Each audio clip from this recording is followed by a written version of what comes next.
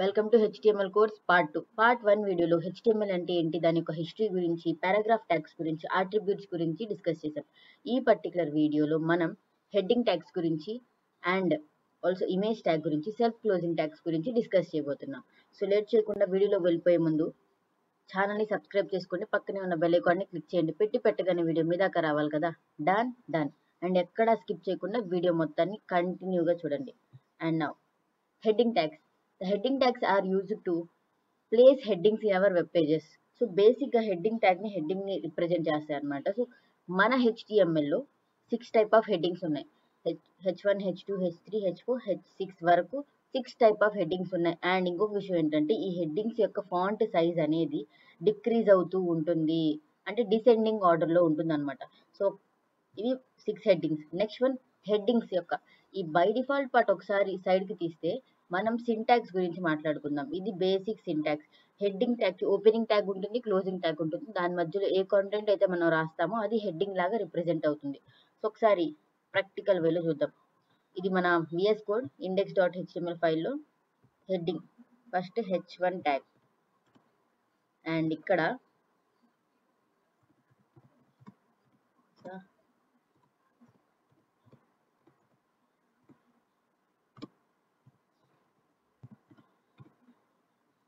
Save.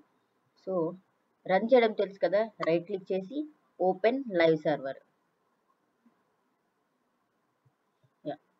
ఈ విధంగా చూసారా ఎంత థిక్గా ఉందో. మనం ఒకవేళ పారాగ్రాఫ్ని కనుక ఈ ప్లేస్లో రాస్తే, ఫర్ ఎగ్జాంపుల్ నేను ఒక పీ ట్యాగ్ని రాస్తున్నాను, లారెమ్. మనం పోయిన వీడియోలో కూడా దీని గురించి డిస్కస్ చేసాం. అండ్ చూస్తే పారాగ్రాఫ్ యొక్క ఫాంట్ సైజ్ చాలా తక్కువగా ఉంది, కానీ హెడ్డింగ్ యొక్క ఫాంట్ సైజ్ చాలా ఎక్కువగా అండ్ థిక్గా ఉన్న లెటర్స్ కూడా. కానీ ప్రతి హెడ్డింగ్కి ఇలాగే ఉంటుందా అంటే డెఫినెట్గా ఉండదు. మనకు మొత్తం 6 టైప్ ఆఫ్ హెడ్డింగ్స్ ఉన్నాయి. సో 6 టైప్ ఆఫ్ హెడ్డింగ్స్ని ఒకసారి రాద్దామా. అండ్ నౌ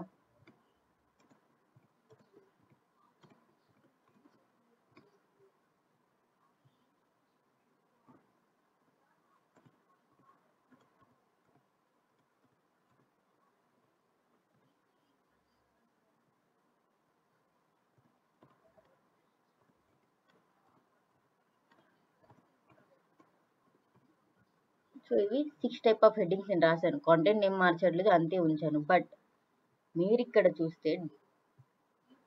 చూసారా ఫస్ట్ హెడ్డింగ్ ఎంత పెద్దగా ఉందో, దాని యొక్క ఫాంట్ సైజ్ క్రమేణా ఇలా 1 నుంచి 6కి వచ్చేసరికి హెడ్డింగ్ చాలా చిన్నగా అయిపోయింది. మీరు గమనిస్తే పారాగ్రాఫ్ ఫాంట్ సైజ్ కంటే H6 ఫాంట్ సైజ్ ఇంకా చిన్నగా ఉంది. సో హెడ్డింగ్స్ అనేవి H1 టు H6కి అసెండింగ్ ఆర్డర్లో, అంటే ఫాంట్ సైజ్ని డిక్రీజ్ అవుతూ వస్తాయి. ప్రాక్టికల్గా చూస్తే మన ఇంటర్వ్యూలో బేసిక్గా అడిగే క్వశ్చన్స్లో H1 హెడ్డింగ్ యొక్క ఫాంట్ సైజ్ అంటే 32 పిక్సెల్ ఫాంట్ సైజ్ H1 అనేది బై డిఫాల్ట్గా కలిగి ఉంటుంది. అండ్ H2 అనేది 24, H3 అనేది 18, H4 అనేది 16, H5 అనేది 13 అండ్ ఫైనల్లీ H6 అనేది 10 పిక్సెల్ మాత్రమే ఉంటుంది. అండ్ ఇంకొక విషయం ఏంటంటే మన వెబ్ పేజెస్లో మనం ఇక్కడ రాసాం ఒక ఆర్డర్లో H1 నుంచి H6 వరకు. అదే మనం ఈ హెడ్డింగ్స్ని ఈ H5 నేను తీసేసి ఇక్కడ నుంచి ఈ ప్లేస్లో రాశాను, H2 కింద రాశాను. సేవ్. ఇప్పుడు చూసారా అది ఎలా ఉంది, ఒక ఆర్డర్లో లేదు. ఇదేమో చాలా పెద్దగా ఉంది హెడ్డింగ్, ఇదేమో మరీ చిన్నగా ఉంది. ఈ విధంగా ఇలా ఉండడం వల్ల చూడడానికి మన వెబ్ పేజ్ అట్రాక్టివ్గా ఉండదు. సో మనం బై డిఫాల్ట్గా మన హెడ్డింగ్స్ అన్నిటిని హైరార్కీ ఆర్డర్లో, అంటే ఒకే ఆర్డర్లో H1 నుంచి H6 వరకు రాస్తాం. అండ్ ఇంకొక విషయం ఏంటంటే H1 హెడ్డింగ్ని ఒకసారి తప్ప ఎక్కువ సార్లు మన వెబ్ పేజెస్లో యూజ్ చేయొచ్చు, ఎర్రర్ ఏమీ కాదు. బట్ యూజ్ చేస్తే ఒకేలాగా బాగా కనిపించదు. సో H1 యూజ్ చేసిన తర్వాత H2 యూజ్ చేస్తాం. ఈ విధంగా హెడ్డింగ్స్ అనేవి రాస్తాం. And this is about heading. ఒకసారి ప్రాక్టీస్ చేయడం చాలా ఈజీగా ఉంటుంది. అండ్ సెకండ్ వన్, పార్ట్ 1లో మనం డిస్కస్ చేసాం. P అనేది ఒక బ్లాక్ ఎలిమెంట్, అంటే పారాగ్రాఫ్ అనేది ఇక్కడ చూస్తే డిఫైన్ ఆ పారాగ్రాఫ్ టెక్స్ట్. సో ఈ ఎలిమెంట్ అనేది బ్లాక్ ఎలిమెంట్. బ్లాక్ ఎలిమెంట్ అంటే కావాల్సిన దానికంటే ఎక్కువ విడ్త్ని హైట్ని ఆక్యుపై చేసే ఎలిమెంట్స్. సో ఇక్కడ ఇది పారాగ్రాఫ్. చూస్తే మీరు దానికి అవసరమైన స్పేస్ ఆ బ్లూ లైన్ అంతే, కానీ అది టాప్ నుంచి బాటమ్ నుంచి మార్జిన్ని 16 పిక్సెల్ తీసుకుంది. సో ఈ విధంగా ఈ పారాగ్రాఫ్ లాగే హెడ్డింగ్ ట్యాగ్స్ కూడా అసలు ఆ హెడ్డింగ్ 6 ఎంత ఉంది, చాలా తక్కువ ఫాంట్ సైజ్, బట్ అది 24 pixel margin top to bottom తీసుకుంది. సో ఈ విధంగా H1 అనేది కూడా ఒక బ్లాక్ ఎలిమెంట్ అన్నమాట. సో ఈ విధంగా H1 అనేది ఒక block element, and block elements ప్రతి బ్లాక్ ఎలిమెంట్ ఇదే విధంగా దానికి కావాల్సిన దానికంటే ఎక్కువ హైట్ ని విడ్త్ ని ఆల్రెడీ ఆక్యుపై చేస్తాయి. సో ఆ బ్లాక్ ఎలిమెంట్స్ లో ఈ బ్లాక్ ఎలిమెంట్స్ లిస్ట్ అన్నమాట. డ్యూ అనేది, పారాగ్రాఫ్ అనేది హెడ్డింగ్, ఓఎల్ అంటే ఆర్డర్ లిస్ట్ అన్నమాట. ముందు వీడియోస్ లో డిస్కస్ చేద్దాం. ఎల్ఐ అనేది article, address, block codes, canvas అన్ని కూడా, అండ్ ఇవి కూడా ఫీల్డ్ సెట్, ఫిగర్, ఇవన్నీ బ్లాక్ ఎలిమెంట్స్. మనం అదే వీడియోలో ఇన్లైన్ ఎలిమెంట్స్ గురించి మాట్లాడుకున్నాం. ఇన్లైన్ ఎలిమెంట్స్ అంటే సపోజ్ ఆ పర్టికులర్ వీడియోలో మనం బీ ట్యాగ్ అంటే బోల్డ్ ట్యాగ్ గురించి మాట్లాడాం. ఇప్పుడు కూడా నేను దాన్నే రాస్తున్నాను. And yeah, and save. ఇది చూస్తే ఈ విధంగా ఎలా వచ్చింది చూసారు కదా. సో ఈ విధంగా ఇన్స్పెక్ట్ చేసి చూస్తే, సో ఇది ఇన్లైన్ ఎలిమెంట్ అన్నమాట. దానికి ఎంతైతే హైట్ విడ్త్ కావాలో అంతే తీసుకునేది, ఎక్కువ తీసుకోదు. సో ఇలాంటి elements inline elements. So inline elements యొక్క లిస్ట్ అన్నమాట ఇది.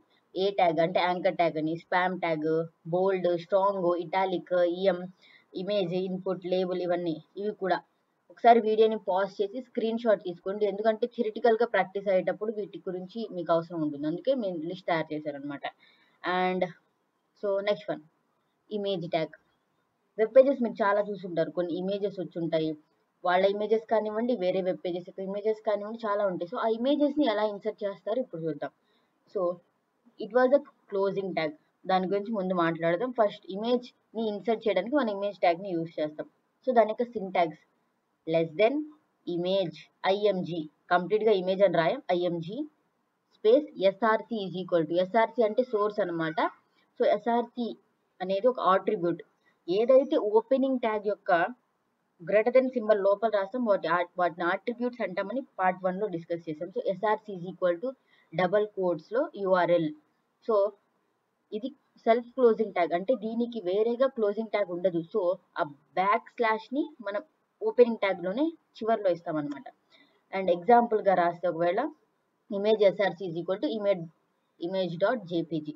జేపీజీ అంటే ఏం లేదు, ఇప్పుడు ఫర్ ఎగ్జాంపుల్ మీరు టెక్స్ట్ ఫైల్ ని చూస్తే డాట్ టీఎక్స్టీ అని సేవ్ అవుతుంది. సో అలాగే ఇమేజెస్ కూడా డాట్ జేపీజీ, డాట్ పిఎన్జీ ఈ విధంగా సేవ్ అవుతాయి అనమాట. ఎస్విజీ అంటే పెద్ద మ్యాటర్ ఏమి ఉండదు. సో అండ్ దట్ స్లాష్, ఇప్పుడే స్లాష్ గురించి మాట్లాడాను నేను. ఆ స్లాష్ పర్ఫెక్ట్ గా దీనికి క్లోజింగ్ ట్యాగ్ ఉండదు, ఇది ఒక సెల్ఫ్ క్లోజింగ్ ట్యాగ్. కాబట్టి ఆ ట్యాగ్ ని మనం లాస్ట్ లో రాస్తాం. లాస్ట్ మొత్తం అన్ని ఆట్రిబ్యూట్స్ అయిపోయిన తర్వాత లాస్ట్ లో రాస్తాం. రాయకపోయినా HTML, CSS, జావా స్క్రిప్ట్ లో ఏమీ ఎర్రర్ రాదు.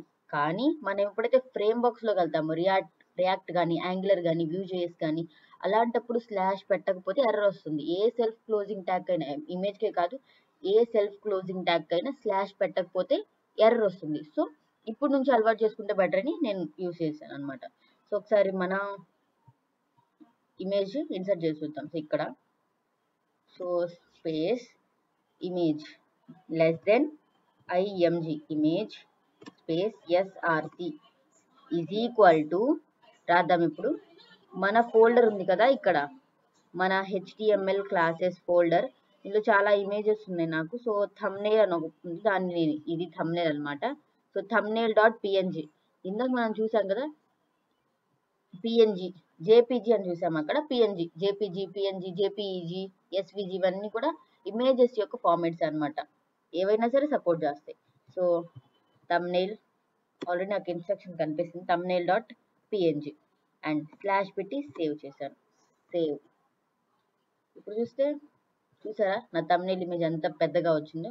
సో ఈ విధంగా మనల్ని ఇమేజెస్ ని ఇన్సర్ట్ చేసుకోవచ్చు. కానీ చూస్తే చాలా చాలా పెద్దగా ఉంది కదా, ఇది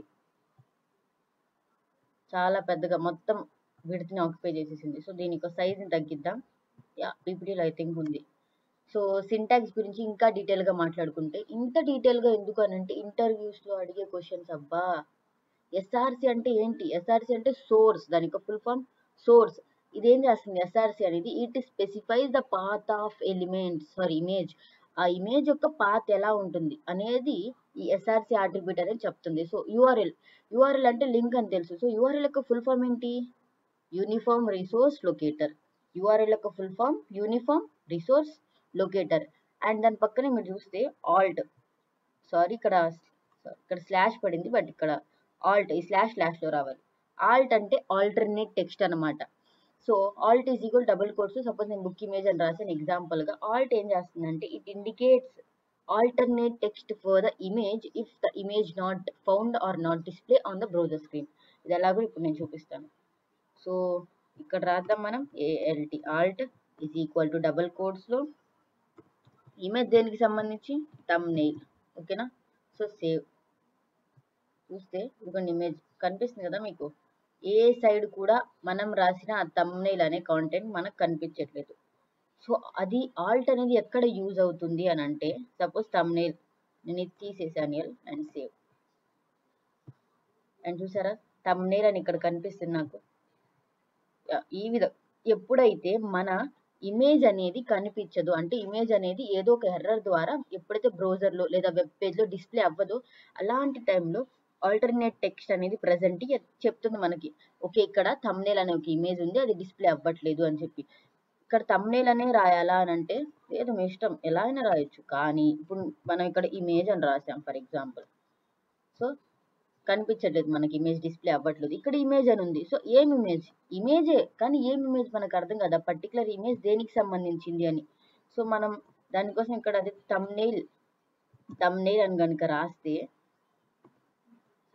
థంబ్నెయిల్ అని కనుక రాస్తే ఈ విధంగా ఒక ఇక్కడ థంబ్నెయిల్ అనే ఒక ఇమేజ్ ఉంది, అది డిస్ప్లే అవ్వట్లేదు అని అర్థమవుతుంది. క్లారిటీ కోసం ఆల్ట్. ఓకేనా. ఇక్కడ మళ్ళీ ఇమేజ్ ని రాసేద్దాం. Yeah,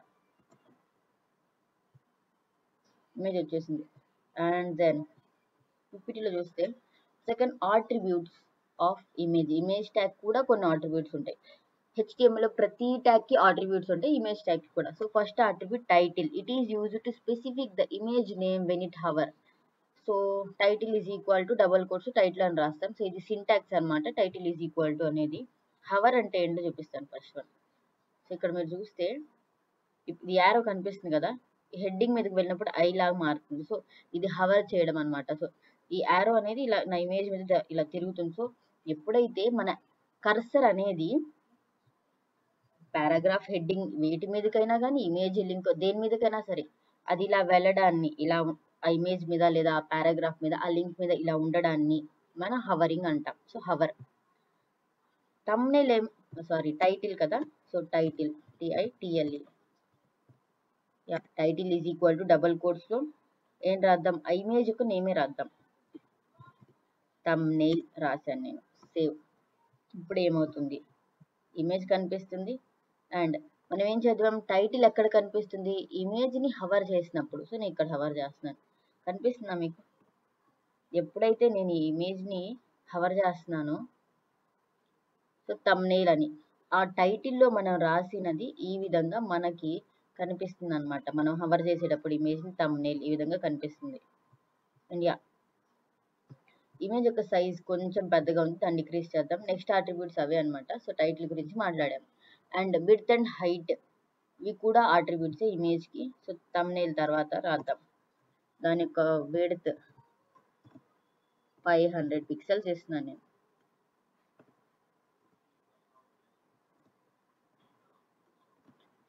pixels. And then height EIGHT. Height is equal to double quotes లో ఇది ఒక 500 పిక్సెల్. ఇది కూడా పిక్సెల్స్ అంటే మెజర్మెంట్స్ లాగా, మ్యాథ్స్ లో సెంటీమీటర్స్ మీటర్స్ లాగే ఇక్కడ మనం విడ్త్ కి హైట్ కి మెజర్మెంట్స్ లాగా పిక్సెల్స్ అంటాం. కింద కూడా H1 హెడ్డింగ్ అనేది 32 పిక్సెల్స్ ఉంది. సో ఈ విధంగా పిక్సెల్స్ ఇవ్వకపోయినా అప్లై అవుతుంది, ఇచ్చినా అప్లై అవుతుంది. అండ్ యా, ఇప్పుడు నా ఇమేజ్ చూసారా కొంచెం చిన్నగా కనిపిస్తుంది, కానీ విడ్త్ వైజ్ అది కంజెక్ట్ అయినట్టు కనిపిస్తుంది కదా. సో 600 ఇస్తే యా కొంచెం పర్లేదు. అండ్ దీని యొక్క హైట్ ని తగ్గిద్దాం. యా, ఇప్పుడు కరెక్ట్ వేలో మన ఇమేజ్ అనేది మనకు కనిపిస్తుంది, హైట్ విడ్త్ సహా. ఓకేనా. అండ్ ఈ విధంగా ఇమేజ్ ట్యాగ్ ని, ఇమేజ్ ని మన వెబ్ పేజెస్ లో మనం ఇన్సర్ట్ చేస్తాం ఇమేజ్ ట్యాగ్ ని యూజ్ చేసి. And next one self closing tag. ఇప్పుడే మాట్లాడాం, ఇమేజ్ కూడా ఒక సెల్ఫ్ క్లోజింగ్ ట్యాగ్. అలాగే దానిలాగే చాలా సెల్ఫ్ క్లోజింగ్ ట్యాగ్స్ ఉన్నాయి మన HTML లో. So most of the time మనం హెచ్టిఎంఎల్ని యూజ్ చేసేటప్పుడు వితౌట్ సిఎస్ఎస్ ఈ రెండు ట్యాగ్స్ని సెల్ఫ్ క్లోజింగ్ ట్యాగ్స్ని యూజ్ చేస్తాం. ఒకటేమో బిఆర్ ట్యాగ్, రెండోదేమో హెచ్ఆర్ ట్యాగ్. సో బిఆర్ ట్యాగ్ని లైన్ బ్రేక్స్ కోసం యూజ్ చేస్తాం, హెచ్ఆర్ ట్యాగ్ని హారిజాంటల్ లైన్ కోసం యూజ్ చేస్తాం. సో ఎలాగో ప్రాక్టికల్గా చూద్దాం. ఇప్పుడు నా వెబ్ పేజ్ ఇలా ఉంది కదా. సో హెడ్డింగ్స్ ఉన్నాయి, పారాగ్రాఫ్ ఉంది, ఇమేజ్ ఉంది. వీటిని సపరేట్ చేద్దాం. సో ఇక్కడ హెడ్డింగ్ని కరెక్ట్ వేలో రాసేసి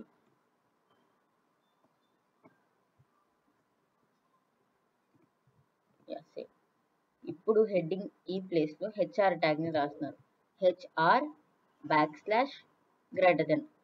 స్లాష్ గురించి ఇంతకు ముందే చెప్పాను. ఫ్రేమ్ వర్క్స్లో ఎర్రర్ వస్తుంది. సో ఇప్పుడు నుంచి ప్రాక్టీస్ బెటర్గా చేయడానికి యూజ్ చేస్తాం. హెచ్ఆర్ ట్యాగ్ ఇక్కడ ఒకటి యూజ్ చేశాను నేను.